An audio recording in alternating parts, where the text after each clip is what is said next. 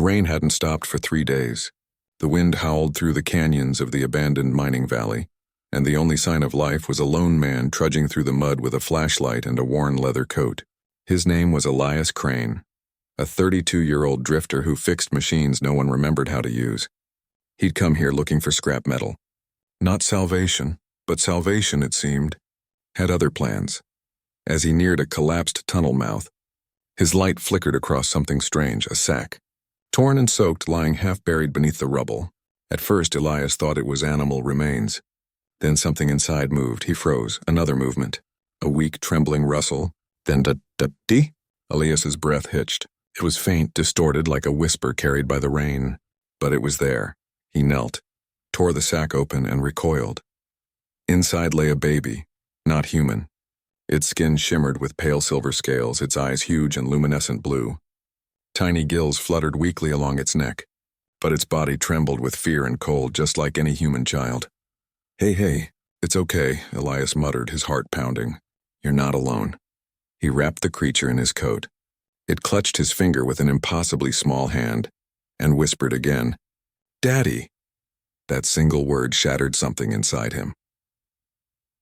Chapter 1. The baby in the dark. He carried the child to his shelter, a rusted shipping container converted into a crude home. The solar lamp flickered dimly as he laid the baby on his cot and started the heater. The little thing's skin began to warm, shifting from dull gray to soft silver blue. It had no navel, no visible gender, and faint bioluminescent veins that glowed when it breathed. Elias had seen alien life before. Everyone had since the Thalren War. But never this close. "Never this helpless. Who would leave you to die out there?" he whispered.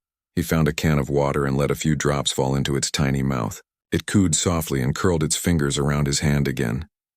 "Daddy," it said, clearer this time. Elias swallowed hard. He hadn't heard that word in years, not since his own daughter Lily had died in the evacuation fire. He'd buried that part of himself, but now somehow the universe had dug it back up. Chapter 2. The Signs in the Sky.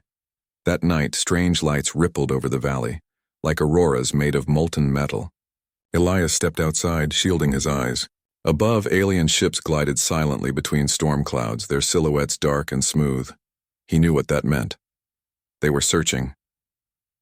Elias glanced back at the glowing child asleep in his bed. Its faint bioluminescence pulsed rhythmically like a heartbeat calling home. "Damn it," he muttered. "You're a beacon." But even as panic rose, another feeling burned stronger. Protectiveness. He had lost one child already. He wouldn't lose another. So Elias did what he did best. He hid. He cloaked his shelter with a heat tarp, silenced his generator, and used the valley's iron dust to mask energy signatures. Still, he couldn't stop thinking about the word that haunted him every time the baby stirred. Daddy. Chapter 3. The arrival, 3 nights later. They came.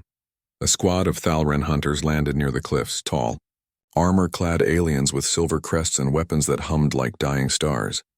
Their leader, Commander Varel, spoke into a translator crystal. "Retrieve the offspring. The defect must not survive." Elias's blood ran cold. Defect, they meant the baby, he didn't think. He acted. Grabbing his old plasma cutter and a flare gun, he slung the baby across his chest in a sling made from torn sheets. The tiny creature whimpered softly as he whispered, "Don't make a sound, okay? Daddy's got you." The hunters scanned the terrain, sweeping energy waves through the valley.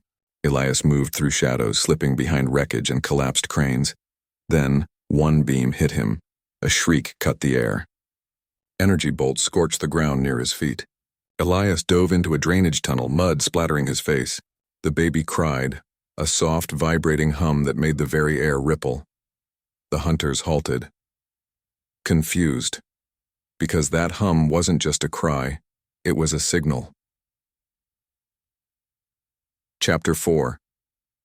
The Song of the Child. The tunnel walls shimmered faintly as the sound expanded. Tiny motes of blue light formed symbols in the air, swirling around Elias and the child. He didn't understand the language, but the message was clear. The baby wasn't calling for the hunters. It was calling for something older. The ground trembled. A massive shadow rose from the canyon floor. a leviathan, ancient guardian of the Thalren. The hunters fell to their knees in terror. It spoke not with words but through vibration and light. The child is chosen. The one who shelters it is bound. Bound? Elias didn't understand until the leviathan's gaze turned to him.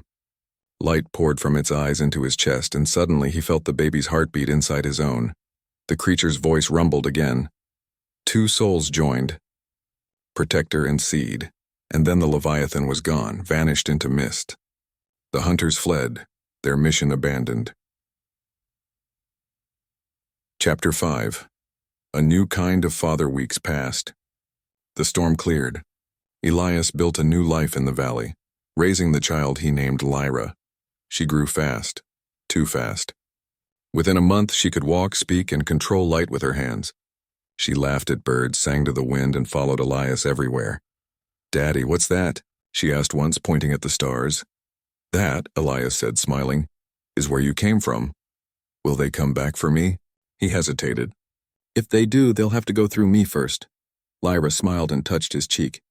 "Then I'll protect you too." Elias laughed, the sound rusty and full of life. For the first time in years, the ache in his heart began to fade, but deep inside he knew their peace wouldn't last forever. Somewhere out there, the Thalren Empire had marked them both, father and alien child, as anomalies. And when they came again, Elias Crane would be ready, because this time he had something to fight for, something that called him daddy.